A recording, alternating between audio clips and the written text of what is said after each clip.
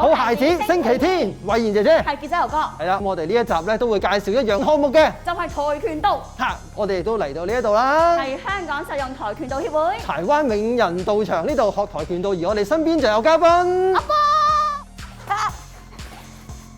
我先係教練啊！邊嘅就係蘇慧文教練，你好。蘇教練你好，我哋今日就會嚟學呢個自由搏擊嘅。自由搏擊聽個名就型啦。傑仔哥哥你準備好未？我相信應該問你準備好未啊？好，我哋去學跆拳道。哇！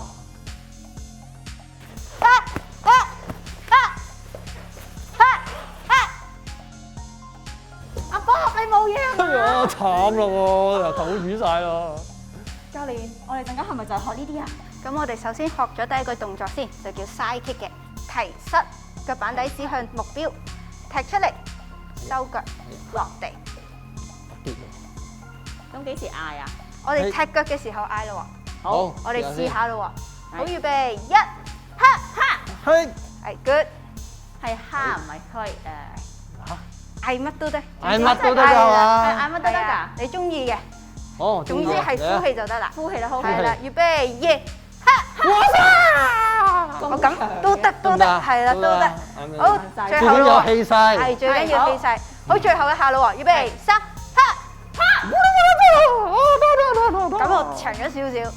咁第二個動作我哋就做一個 cut down 嘅動作咯喎。咁我哋都係擺好個樁先。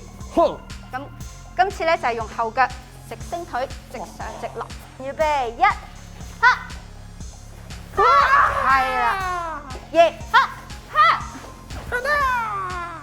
咁啊，我哋學咗啲基本功啦，而家就要去下一步挑戰啦。傑仔哥哥，我哋今日第一個挑戰係踢木板。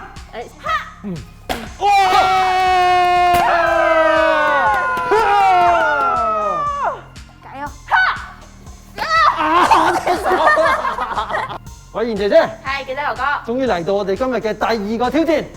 我哋首先會着全套嘅護具啦，咁有護甲、護手、護腳、腳面、手套、頭盔嘅。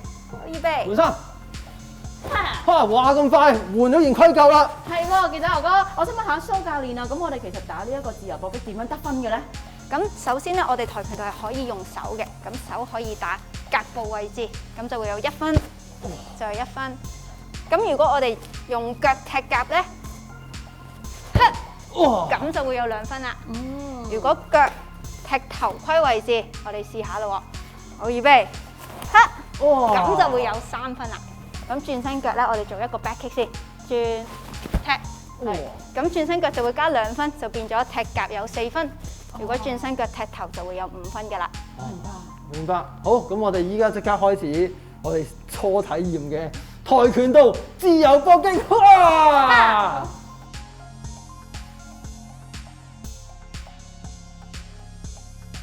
好，今日咧我哋就唔該晒香港實用跆拳道協會柴灣永仁道場嘅蘇慧文總教練，唔該晒。